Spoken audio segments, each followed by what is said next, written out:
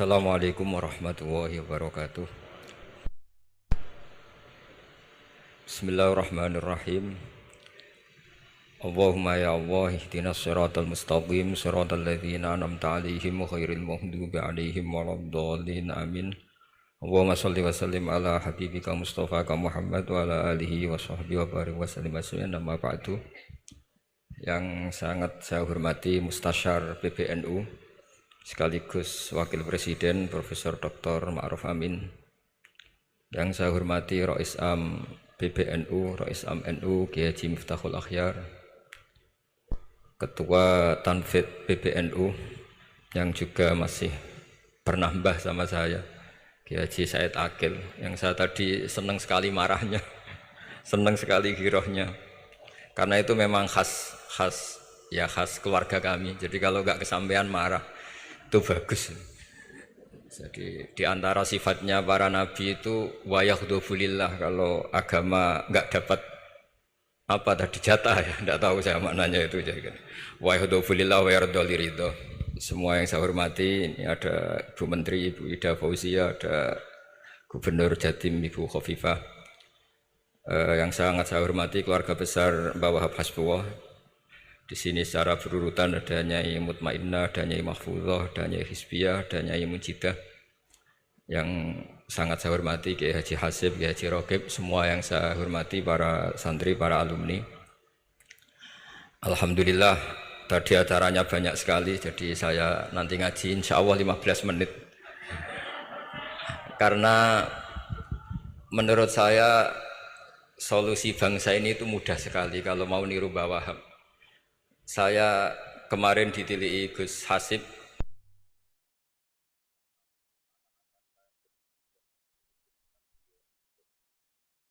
kemudian beberapa hari dikasih paketan beliau tentang Mbah Wahab, buku dari beliau tentang Mbah Wahab. Tapi sebetulnya saya tahu banyak tentang Mbah Wahab tanpa buku itu, karena Mbah Maimun guru saya juga bapak saya Kiai Haji Nur Salim sering cerita. Kiai Wahab itu pedagang, politikus, juga pahlawan. Kita sebetulnya melihat itu sederhana, hanya sederhana dalam pikiran ulama. Jadi pernah suatu ketika Sayyidina Ali itu marah besar melihat umat Islam itu, sehingga beliau marah besar. Di antara kalimatnya itu, karena ini tengah-tengah kalimat langsung pakai fa. Adalah nanti terserah santri-santri yang nge'rob. Fakubhan lakum hina sirtum gharadun yurma. Jadi umat ini akan buruk sekali ketika posisinya itu objek di sasaran tembak pihak lain. Ketika misalnya haji itu bagus prospek, nanti ujung-ujungnya yang bikin sajadah kadang orang sana, mau bilang kubu sebelah, nanti sensitif secara politik. Nanti ketika umat Islam punya kebutuhan pakaian ihram besar, juga yang produk kadang orang lain. Begitu seterusnya, sehingga setiap kebutuhan kita pun yang produk itu orang lain. Sehingga Mbah Wahab berpikiran sampai impor mori, pas itu kain putih. Begitu juga traveling, ketika umat Islam butuh mudah pergi ke Mekah untuk haji dan umroh, juga bironya itu kadang orang lain. Zaman itu Hindia Belanda, sehingga beliau dulu sudah mendirikan semacam biro haji. Itu semua adalah madhab, di antara madhab Sayyidina Ali ketika beliau mengatakan fakubhan lakum hina sirtum gharadun yurma. Buruk sekali kamu di mana-mana ini jadi objek. Misalnya kira-kira ginilah, kalau hallnya Mbah Wahab itu ada 10.000 santri dan semuanya karena keluarga kiai itu dermawan, sama Bu Mujidah dikasih makan semua. Nanti cateringnya yang menyediakan orang lain, kita tidak punya kecakapan produksi itu atau melayani itu. Sehingga perdagangan Mbah Wahab dalam tradisi keulamaan itu dimaknani sebagai supaya kita ini jadi aktor, baik di perdagangan, di politik, maupun dalam solusi urusan-urusan publik. Misalnya sekarang ada problem apalah, sebetulnya solusinya gampang sekali. Ketika kita minus atau ketika kita tidak berkecukupan, mulai dulu ulama itu solusinya gampang. Pernah suatu Abdul Qasim Al-Junaidi atau siapa sajalah, ini karena polanya sama, menyuruh muridnya, saya tolong belikan ikan. Cara sekarang mungkin dikasih uang 50.000, terus dikasih tahu sama muridnya, Pak Yai uangnya tidak cukup karena harga ikannya 70.000. Terus kata gurunya, beri lebih murah lagi. Uang 50 aja tidak cukup, kok cari yang lebih murah. Kata beliau, arkhisu bitarki. Ya bikin murah karena kamu tidak berkeinginan. Jadi nggak usah belikan katanya. Ini penting sekali karena dulu ada solusi masyhur tuh makalahnya Imam Syafi'i itu. Kata beliau, fa innal ghina anisya'ila bihi. Kalau kamu ingin tidak tergantung sesuatu, maka hindari sesuatu itu. Jangan memaksakan memenuhi sesuatu itu dengan memaksakan, tapi hindari sesuatu itu. Saya misalnya kalau nuruti kepengin misalnya, kalau saya dengan nafsu serakah saya, mungkin saya ingin punya mobil mewah, ingin apa saja. Tapi itu membuat saya tersiksa karena harus menyediakan ini itu. Ya sudah, tidak usah ingin. Sehingga mudah sekali. Makanya kata ulama dulu, fa innal ghina anisya'la bihi. Untuk menjadi berkecukupan, usahakan banyak hal yang tidak Anda butuhkan. Semakin banyak hal yang kita butuhkan, maka kita akan tergantung akan sesuatu itu. Makanya banyak ilmuwan, saya sering diskusi sama pakar-pakar sama ilmuwan. Apakah negara Amerika itu negara yang kuat? Banyak ilmuwan yang berpikir itu ilmuwan politik, bukan tasawuf. Berpikir negara paling lemah itu ya kayak Amerika. Karena semakin powernya kuat, ketergantungannya semakin kuat. Untuk memenuhi kebutuhan listrik harus begini, untuk kebutuhan minyaknya harus ini. Semakin kita kuat, maka ketergantungan akan sesuatu semakin banyak. Jadi ibarat orang yang punya Alphard sama yang enggak kayak mana ya? Kayak yang enggak, karena kebutuhannya ada banyak. Artinya dalam kondisi krisis, ulama masih punya solusi, yaitu al-ghina itu anisya'la bihi. Jadi usahakan ketercukupan itu karena menghindari kebutuhan-kebutuhan yang tidak primer, yang tidak prinsip. Bukan memaksakan semuanya terpenuhi. Karena kita ini ulama. Dulu ketika sebelum ada negara, belum ada TNI, itu ulama punya cara untuk ngelawan Belanda. Karena mereka terbiasa punya loyalis, punya muhibbin, punya ghirah, punya strategi. Sehingga Belanda itu kesulitan ngedidik ulama. Apalagi mereka terus ke Mekah, ketemu komunitas internasional yang semuanya berfatwa bahwa penjajahan harus dilawan. Itu luar biasa. Belum ada negara, nggak ditopang negara, kemudian tetap bisa melakukan perlawanan. Coba kalau dulu ngelawan nunggu, wah saya mau ngelawan penjajah kalau saya diangkat jadi TNI, saya mau ngelawan kalau saya punya otoritas yang disahkan negara, itu ribet. Negara ini saya tidak akan ngaji lama-lama, tapi saya akan cerita khas Mbah Wahab sesuai riwayat yang saya dapatkan dari guru-guru kami, bahwa beliau tadi seperti yang dikatakan Pak Said, membina dan menyebarkan NU kemana-mana tanpa uang proposal. Nggak kebayang saat itu proposal kepada siapa, negara sendiri masih susah. Lalu mau diajukan kemana? Terus yang mau tanda tangan itu ya siapa? Jadi yang saya tahu tadi, yang penting kita niru sesuai yang diidam-idamkan tadi Sayyidina Ali. Jangan sampai kalian itu menjadi gharadun yurma. Ada apa saja orang lain yang memikirkan labanya, kita yang jadi objek. Sehingga zaman itu kita terima kasih semua sama Mbah Hashim, sama Mbah Wahab. Karena ini zuriyatam ba'duha min ba'd. Kita tahu Mbah Wahab putra Mbah Hasbullah, punya ibu Nyai Fatimah, terus sampai Mbah Abdus Salam ya. Kemudian Mbah Hashim punya ibu Halimah, punya abah lagi siapa setelah Halimah itu Lainah ya. Nah, terus Mbah Abdus Salam, jadi ini zuriyatam ba'duha min ba'd. Kalau dalam tulisan itu sampai Mbah Abdul Jabbar bin Ahmad bin Mbah Sambu. Memang Mbah Sambu punya beberapa saudara, diantaranya ada yang namanya Mbah Yusuf itu yang melahirkan keluarganya Mbah Ahmad Siddiq Jember, Mbah Siddiq Jember. Ada yang Abdul Halim yang melahirkan keluarga Lasem. Termasuk saya itu lewat jalur Mbah Abdul Halim. Jadi zuriyatam ba'duha min ba'd. Dulu semua orang zaman Rasulullah SAW itu dilatih jadi aktor, jadi subjek. Sehingga orang yang miskin pun ketika perang Tabuk, perang Dzatil Usrah, itu semua menyumbang. Ada yang menyumbang emas yang enggak terkira, yaitu Sayyidina Utsman.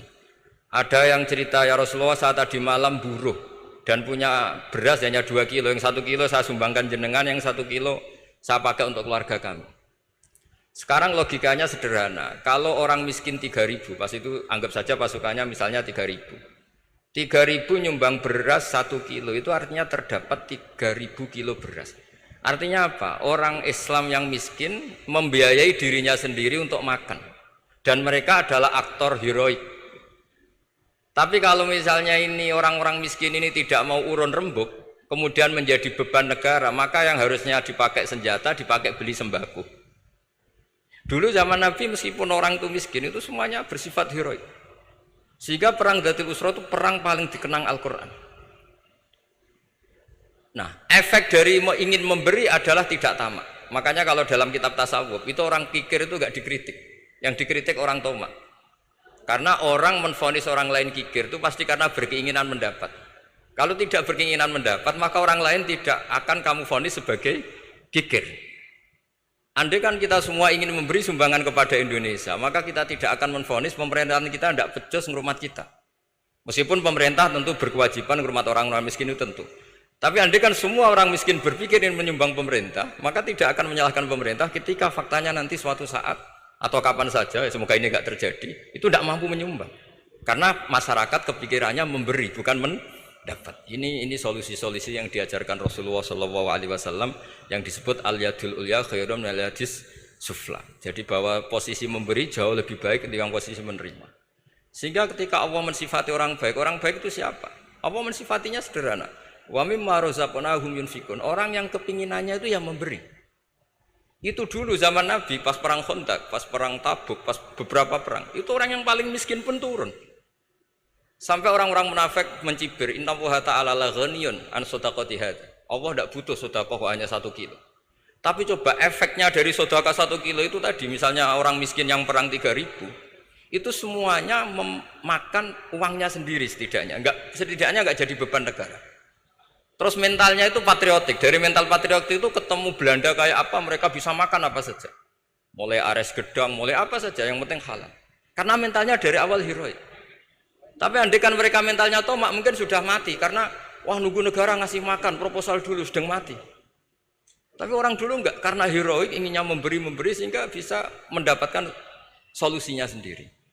Ini solusi yang saya tawarkan sebetulnya ini Mudawwan, artinya Mudawwan itu ada di beberapa kitab, lihat di beberapa tafsir istilah perang Dzatul Usra, perang Tabuk atau perang apa saja itu memang zaman itu susah sekali. Itu menjadi solusi utama adalah setiap orang ingin bermental patriotik. Nah, kalau sudah orang bermental patriotik itu gampang, ukur apa saja itu gampang. Karena tadi dari 3.000 atau 1.000 atau apa saja pasukan sampai ada yang urun tadi beras 1 kilo.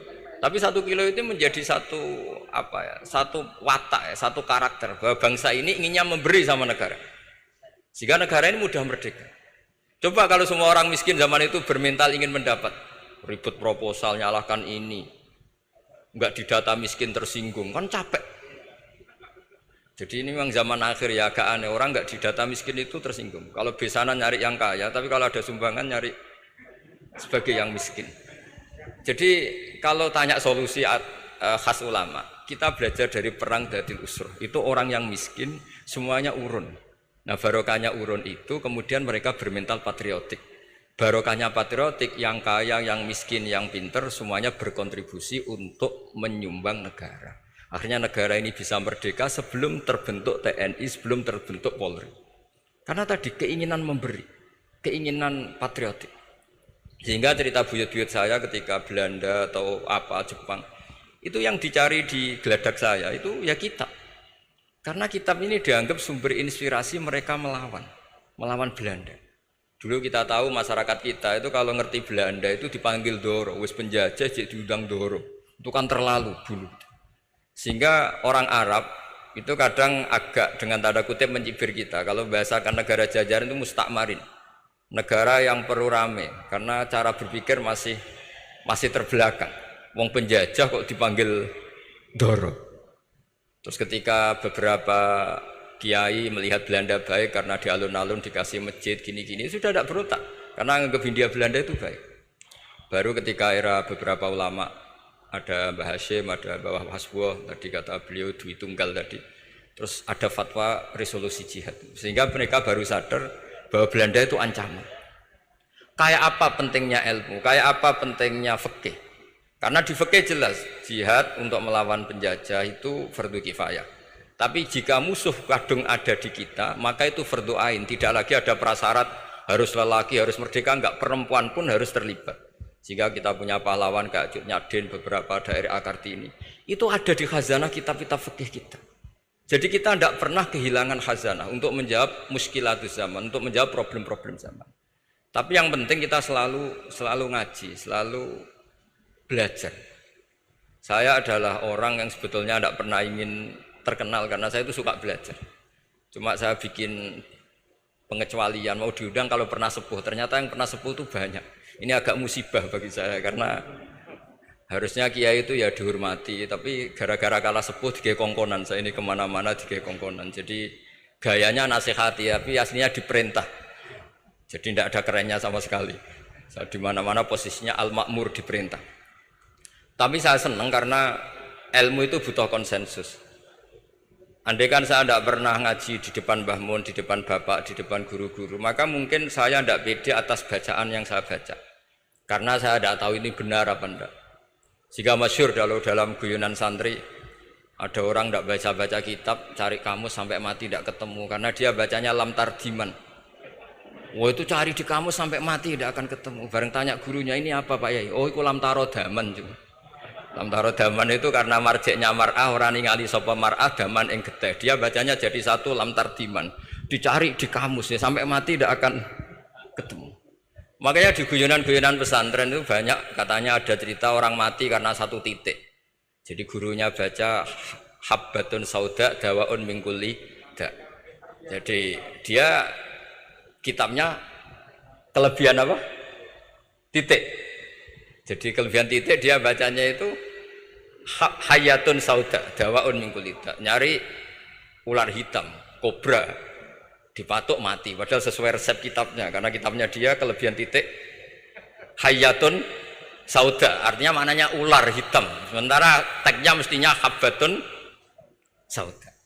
Jadi kenaifan-kenaifan begini itu harus kita dandani, karena yang bisa, kata Pak Said tadi, yang bisa itu kita. Cari kebenaran dari mana? Kita itu ya pokoknya ulama lah. Tidak harus NU, tidak harus Muhammadiyah, pokoknya ulama. Yang wasatiyah. Itu nanti terus gimana? Yang wasatiyah itu kayak apa? Tapi jelas ulama. Karena dulu zaman, kalau kita fair secara sejarah dulu ya Mbah Wahab ya dekat Mas Mansur, dulu Mbah Hashim ngaji sama Mbah Ahmad Dahlan, sama-sama di Mbah Soleh Darat, ketika di Mekah ya sama-sama ngaji di Syekh Khotim Minangkabau. Jadi kalau era beliau itu ya memang dulu perbedaan itu nggak ada masalah. Karena perbedaan itu bawaan visi ya. Saya belajar usul fikih di antara yang diceritakan di buku-buku Mbah Wahab. Beliau itu ahli usul fikih. Sementara Ki Bisri itu suka fikih mateng. Sehingga memang ada perbedaan antara fikih mateng dan usul fikih. Saya beri satu contoh. Ini guyonan tapi nanti di usul fikih nanti kelihatan. Di usul fikih itu ada ilmu namanya tangkihul manat. Ketika Nabi sama-sama menyebut sesuatu, sebetulnya ada benang merah di situ, tidak sama persis. Misalnya begini. Ja'a a'rabiyun ila Rasulillah sallallahu alaihi wasallam. Faqala ya Rasulullah ahlaktu. Wa ma ahlakaka qal waqatu imraati fi nahari Ramadan. Ya Rasulullah, saya ini orang yang rusak karena saya berhubungan intim dengan istri saya di ketika Ramadan. Terus Nabi ngendikan, ya sudah kamu harus merdekakan budak, saya tidak punya ya Rasulullah. Ya sudah kamu puasa 2 bulan berturut-turut. Kata beliau, puasa baru sehari saja kecelakaan apalagi 2 bulan. Karena kamu orang Arab lah, orang Arab itu dia cerita ini di Arab tadi. Terus ya sudah kamu sedekah sama 60 orang miskin. Saya ini orang paling miskin. Susah kan menghadapi orang miskin seperti ini itu. Nah, pertanyaannya secara usul fikih. Menurut mazhab Syafi'i, sanksi berat itu hanya untuk yang berhubungan suami istri.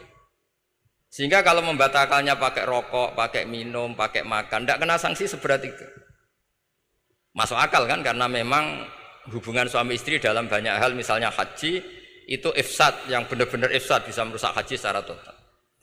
Tapi menurut Imam Malik, pikiran Imam Syafi'i itu dianggap aneh. Loh ini hubungan suami istri itu statusnya mubah, sesuatu yang boleh.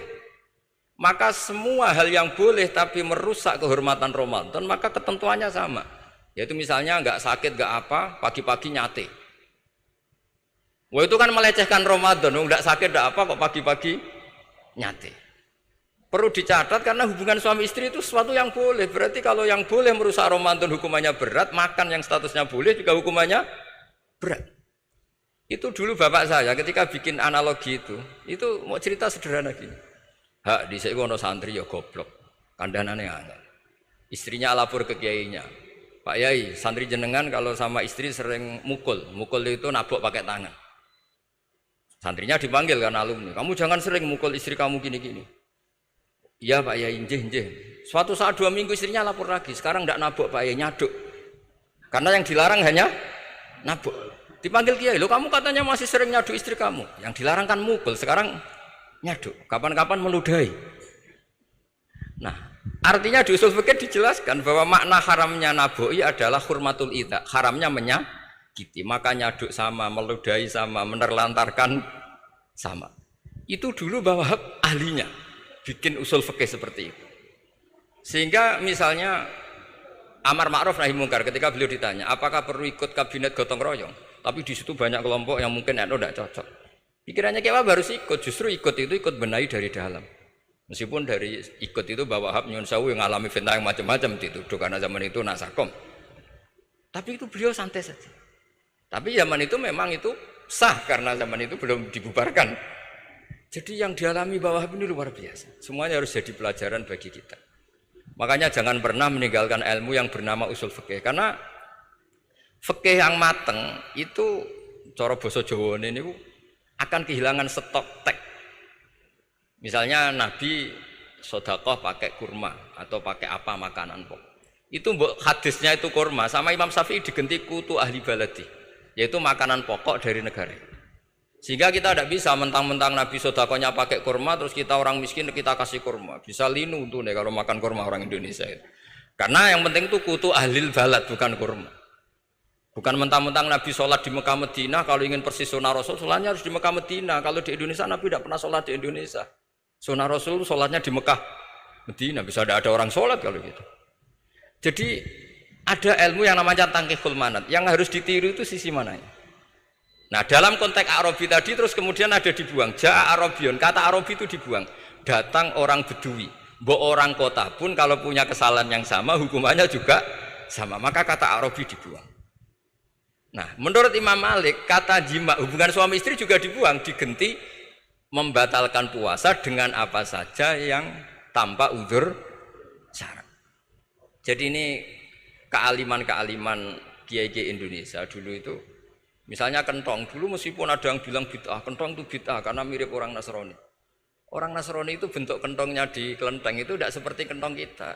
Adat Indonesia kalau pos kampleng ada maling ada banjir ya pakai kentong. Jadi adatnya memanggil tuh pakai kentong. Makanya kiai-kiai dulu, ini mirip orang Nasrani, enggak mirip pos kampleng katanya. Padahal jelas ya, menurut hadis sahih jelas ketika ada sahabat usul ya Rasulullah bikin kentong, wah jangan nakus itu nanti kayak Nasrani. Bikin buk itu trompet, jangan nanti mirip orang Yahudi.